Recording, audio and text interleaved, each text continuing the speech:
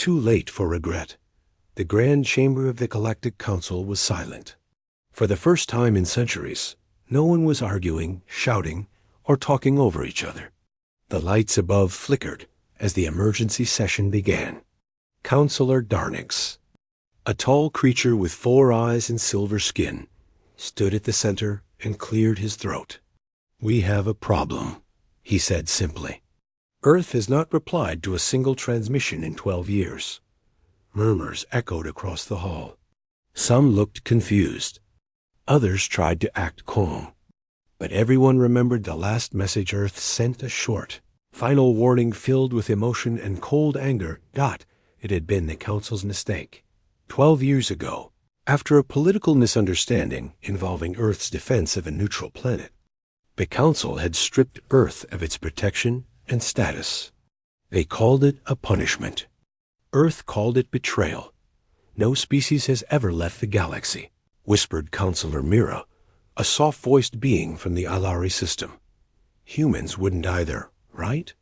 But no one answered. A decision was made. A scout ship would be sent immediately. They needed to apologize, fix the damage, reconnect, but it was already too late. Captain Laura, a young alien commander, stood aboard the scout ship Violet Dawn as it approached the Sol system. She watched the screens carefully. "Prepare for system scan," her pilot said. "We are entering Earth's solar boundary." But as the sensors lit up, silence followed. No defense satellites, no warning beacons, no radio traffic. Just quiet stars and cold planets. Laura frowned. "No activity?" "None, Captain." "Not even a greeting signal from Earth." That was strange. Earth was always active, full of life, light, and movement. The ship approached Earth slowly. The planet still spun quietly. The blue oceans were still blue. The green land still looked alive from orbit. But something felt wrong, deeply wrong. "There's no sign of cities," the science officer said. "At least ... not working ones." Laura's eyes widened. "Send a drone." A drone launched toward the surface. It flew over broken buildings, shattered roads, and silent towns. No people walked. No machines moved. No life. "It's empty," said the science officer. "Completely." Hours later, Laura and her small team landed on the surface.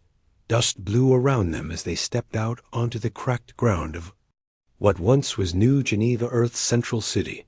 They walked past tall towers, now broken and leaning. Cars sat frozen, rusting. Plants had started to grow wild. But there was no fire, no sign of war. Just stillness. "This isn't a battlefield," whispered one crew member. "It's a graveyard." Inside a ruined library, they found a half-broken data screen. After some effort, it lit up. An old recording played. A human woman stood in front of a group of children. She looked tired, but strong. "We warned them," she said to the camera. "They didn't care, but we care. We won't stay where we are not wanted." She turned and pointed to the sky. "We're leaving. All of us." The video cut out. The room was quiet. The team looked at each other. "They left?" One whispered. "Left Earth? But where would they go?" asked another. Suddenly, a noise came from the shadows. A small round machine hovered forward. It was old, dusty, but still functional. An Earth IA drone. It scanned Laura's team, then spoke in a calm voice. "You came back too late." Then it shut down. Laura stood in the middle of the ruined city, her heart heavy. She pressed her communicator. "To Council Command, Earth is abandoned. No humans found. Cities are dead. Technology left behind. One message found." She paused. Message reads, "You came back too late?" The line stayed quiet. Then Command answered, "Return to orbit. The Council will decide next actions." But Laura didn't move. She looked up at the sky. For the first time, the stars felt emptier. Where did they go? She wondered. And what had they become? Asterisk, the empty. Blue world, simple English, third-person style, suspenseful and unique. The violet dawn hovered silently above Earth. Captain Laura sat alone in her chamber, eyes fixed on the planet's blue surface. The ocean still sparkled, clouds still moved across the sky, and sunlight still touched the mountains. But something was missing. Not life, not no movement. No voices, no heat signatures. Her ship's sensors picked up faint signals deep underground. Maybe. Bunkers. Maybe machines. Maybe. Something else.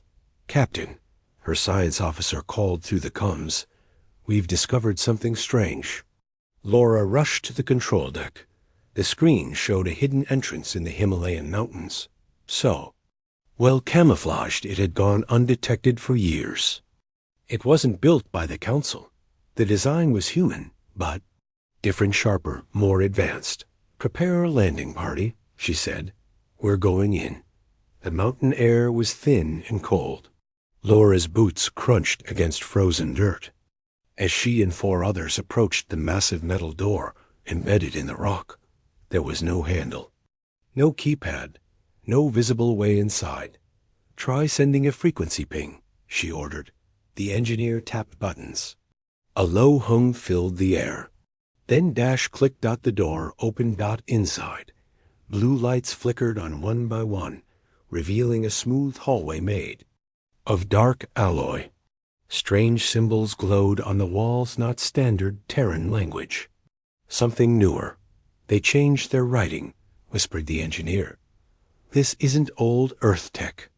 Laura stepped in slowly, her hand resting near her sidearm. Hallway led to a massive chamber. Inside were stasis pods, hundreds of them, all empty. Large monitors showed maps of different star systems, flight paths, countdowns, and one word on every screen: launched. They left in ships, Laura breathed. Not one, hundreds, and all had already departed. Suddenly, a loud chime echoed through the chamber. Everyone froze. A light activated above them. A small projection lit up. A man appeared, holographic. Human, gray uniform, eyes cold. Greetings, the recording said. If you are seeing this, it means you chose to return. The crew listened, tense and silent. We gave warnings. We sent envoys. We offered peace. You laughed, took from us, and turned your backs when we needed you most. The image flickered slightly.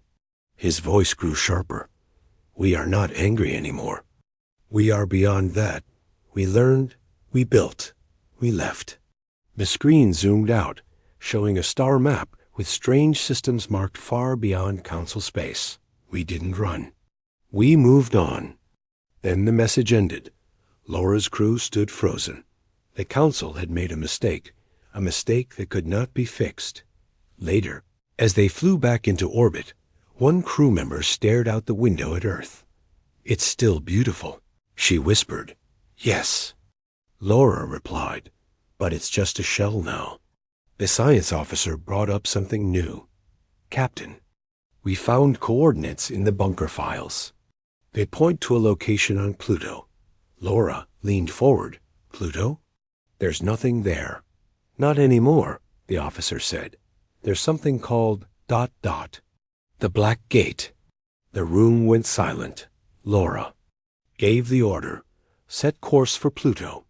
Whatever this Black Gate was, it wasn't built for visitors. But it might be the only way to find out where humanity had gone and what they had become. Asterisk. Where did they go? Simple English, suspenseful, third-person style. The ship Violet Dawn drifted near Pluto's frozen surface. The planet was quiet, lifeless, just as records said. But now, under its icy shell, something hidden for years had finally awakened. Captain Laura stared at the new scans. Her eyes narrowed. There's a structure beneath the surface, the science officer confirmed. Artificial, human-made, and very large. No heat. No power readings. The pilot added, "It's like it's asleep," Laura nodded. "Then we'll wake it." A small landing craft touched down near a deep crater. The surface cracked under their boots. Cold wind blew around the team as they stood before a solid, black wall rising. From the ice, no doors, no lights. Just one symbol etched into the surface. A human handprint. Laura hesitated. Slowly, she removed her glove and pressed her hand against the mark. Nothing happened. Then, the wall rippled. The surface shimmered like water, and the black wall opened inward. A tunnel lay ahead, glowing faintly with soft white light. "Stay." "Sharp," she whispered. This place was meant to stay hidden. They moved slowly through the tunnel.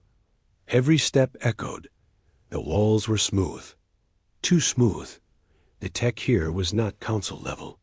It felt beyond human, evolved after minutes of walking. They entered a vast, dome-like room. In the center stood a circular structure glowing with pale energy. Floating symbols rotated above it. The words read, "The Black Gate." Suddenly, the air changed. A faint hum started. Panels along the walls lit up. The science officer gasped. "This isn't a building. It's a ship. Or maybe a portal generator." Laura's eyes widened. "Are we standing in the gate itself?" Before anyone could speak, a hidden terminal activated. A voice-human female began to speak. "If you found this place, you are not one of us." The team froze. The voice continued. "We created the Black Gate in silence, away from your politics and betrayals. We didn't just leave Earth. We left your galaxy." A hologram appeared. It showed thousands of ships moving through space, a fleet larger than anything the Council had ever seen. Each ship was sleek, black, and fast. "We built new homes, new stars, a new future. Do not follow. You won't like what you find." The gate pulsed once, and then began to power up. "Captain!" the engineer shouted. "It's activating." The center of the ring filled with swirling blue light, a wormhole. Stable and vast. The energy pulled at the room. "This could lead to where they went," someone whispered. "A new galaxy." Laura made her decision. She turned to her crew. "Send a probe through first. Then a message to Council High Command." She paused, watching the swirling light. Humanity didn't die. They escaped. And they didn't want us to follow. Hours later, the probe returned. Its memory banks were damaged, but one video played. It showed a distant galaxy filled with strange stars. Massive stations shaped like pyramids hovered near gas giants. On one, a giant metal banner waved in. Artificial wind. A single symbol glowed on it.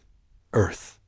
The last frame showed hundreds of dark ships, rising from the surface of a world with twin suns. No faces. No voices, just silence. But one message was attached to the video, burned into the data stream. "We remember." The screen went dark. Back aboard Violet Dawn, Laura sat alone, thinking. "They didn't just leave us," she whispered. "They left everything, and they planned it." The ship's communication chimed. "Council Command requesting report." Laura closed her eyes, then replied, "Earth is gone. Humanity is not." She looked once more toward Pluto. "We just don't know what they are anymore." Asterisk, the Black Gate, simple English, third-person style, more suspenseful and unique. The wormhole pulsed like a beating heart. Blue light spun within the ring, endless and alive. Captain Laura stood before it, her crew frozen in silence. No one spoke. No one moved, because everyone was thinking the same thing. Should we go through it? The probe had returned broken, but the images were clear. Humanity had built something vast on the other side. They were not the same as before. Stronger, quieter, dangerous. and they didn't want to be followed. Captain, the engineer finally spoke. The gate is stable, but it's locked to one path. There's no turning back once we cross. Laura looked at him. Did they expect we would come? He nodded slowly. Yes, but I don't think they care anymore. The Galactic Council received the message from Laura's ship within hours. Panic spread like fire. They've gone where? Shouted one member. To another galaxy, confirmed the intelligence chief, and left behind a wormhole built entirely from human design. Are they hostile? No, the reply came slowly. There's something worse. The council fell into argument again, but the Supreme Chancellor silenced them with one gesture. We made a mistake, she said, and we may have created a power greater than the council itself. A decision was made. They would send an envoy ship through the Black Gate, not to spy, not to threaten, not to beg. 2 days later, a new council flagship arrived at Pluto. Bigger, more advanced than Violet Dawn. It hovered before the glowing gate like a child before a fire. The envoy was an elder diplomat named Relix. He had spoken to humans before, decades ago. He had called them emotional, wild, and young. Now, he wasn't so sure. I will cross, he said calmly. If they want peace, they will talk. If not, I will face them myself. The gate rippled. Relix's ship moved forward and disappeared. On the other side, the stars were brighter. Relix's ship emerged into an unfamiliar system: red suns, black moons, and a giant planet with rings like knives. In orbit floated a structure so massive it eclipsed everything behind it. Station. No council design matched its size or elegance. But something strange happened. There was no reaction. No warnings. No weapons locked. No greeting. Just ... observation. As Relix's ship approached the station, lights flickered along its surface. A signal came through, finally. Just one voice. This is Terran territory. You are not welcome. Relix stood, calm but shaking. I bring peace, words, not war. The voice paused, then replied, words failed 12 years ago. The signal cut. Suddenly, dozens of Terran ships decloaked from behind moons and shadows. Their design was smooth, silent, perfect. Not one had visible weapons. But everyone watching felt it. They didn't need to show force. They were force. Relix took a deep breath and sent one final message. Please. We understand now. We regret what was done. A moment passed. Then a reply came, chilling and calm. You regret it because we're stronger now. That's not regret. That's fear. And then nothing. The human fleet turned and left him alone. In the dark, back at the gate, Violet Dawn watched everything. The feed had gone silent. Relix's ship had not returned. Captain Laura stared at the portal, thinking hard. Close the gate, she finally said. Her crew gasped. Captain, what? If they're not coming back, Laura whispered. And we shouldn't follow. Not anymore. She walked to the control panel. Her fingers hovered over the command key. But what if this is just the beginning? One officer asked. Laura nodded slowly. Then, we better prepare. She pressed the key. The black gate pulsed one last time and shut down. Darkness returned to Pluto, and the galaxy held its breath. Asterisk. The other side, simple English, third-person style, deep suspense and emotional shift for 3 full days. The black gate remained dark. No new signals. No returning ships. The council feared the worst. Captain Laura and the Violet Dawn waited. Quietly near Pluto, scanning the frozen surface, watching the gate in case it reactivated. Then, on the 4th day, the wormhole pulsed again. Not a full opening. Not like before. Just a flicker. And a transmission. A simple message. One may enter. Only one. no weapons. No lies. Laura's eyes widened. It wasn't a threat, it was a challenge. Or a test, the council quickly responded. Send your best. Laura didn't hesitate. I'll go. A new scout vessel, small and unarmed, detached from the violet dawn. Laura piloted it herself. Alone, she flew into the black gate. The wormhole twisted like a living storm. Light and shadows flashed around her. Her ship shook. Her chest felt heavy. Then calm. Stars reappeared, and she saw it. The human core system. Dozens of planets, all terraformed. Stations floated in space like massive black rings. No trash. Number. Debris. Everything was clean, precise, quiet, but not empty. Hundreds of ships moved with silent coordination. She couldn't tell if they were military or civilian. They looked the same cold, perfect, unreadable. She whispered. This ... is not the Earth I remember. Her ship's computer beeped. A signal is coming. It wasn't text. It wasn't voice. It was a memory. The screen went white. Suddenly, Laura wasn't in her ship anymore. She stood in a dark room. Images formed around her ghost-like, soft but clear. Earth years ago. She saw humans on the street. Mothers, children, scientists. Cities bustling with life. Then, explosions in the sky. Alien warships hovering over Earth. The Council's betrayal. The day protection was revoked.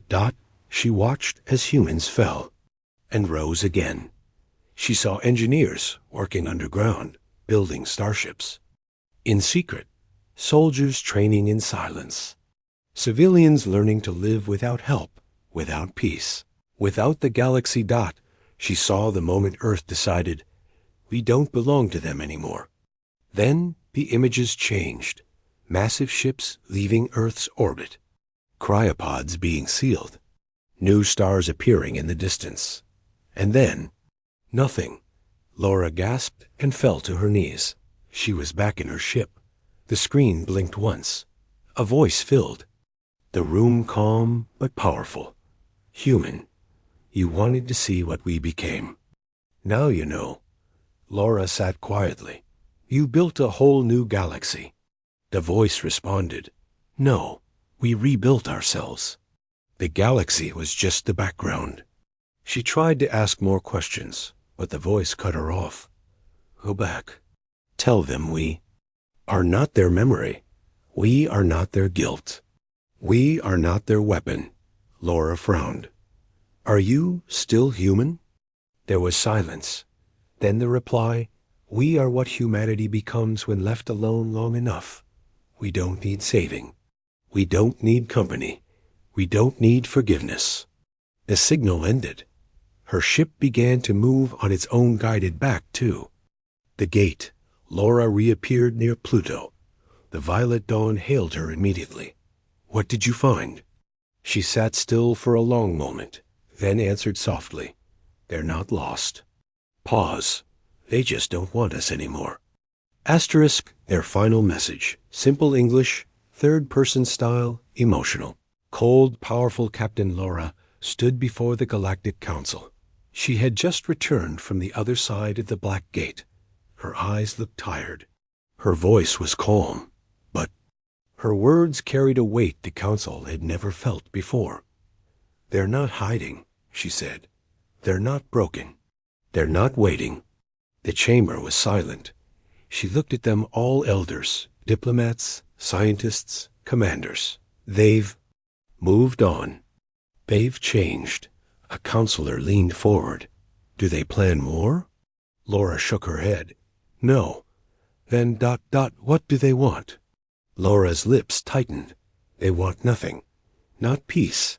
Not alliance. Not even revenge. The silence grew heavier. They said we don't understand regret. Only fear. The council debated for days. Many feared the humans would return. Stronger, colder, ready to punish. Others wanted to send more ships, to apologize again, to show that things could change. But a message arrived before any plan was made. It wasn't sent to one ship. It was sent to every major system in the galaxy. A broadcast from humanity. Every screen in the galaxy turned black. Then, a single image. The planet Earth, silent and abandoned. A calm human voice began to speak. We were once part of your world. We believed in unity. We believed in peace. We believed in the Council. You stripped that away. We suffered. We died. We rebuilt. We gave warnings. You didn't listen. Then the image changed, it showed new human ships, millions of them, moving through distant star systems far beyond mapped space. Sleek, silent, absolute. We are not your enemy.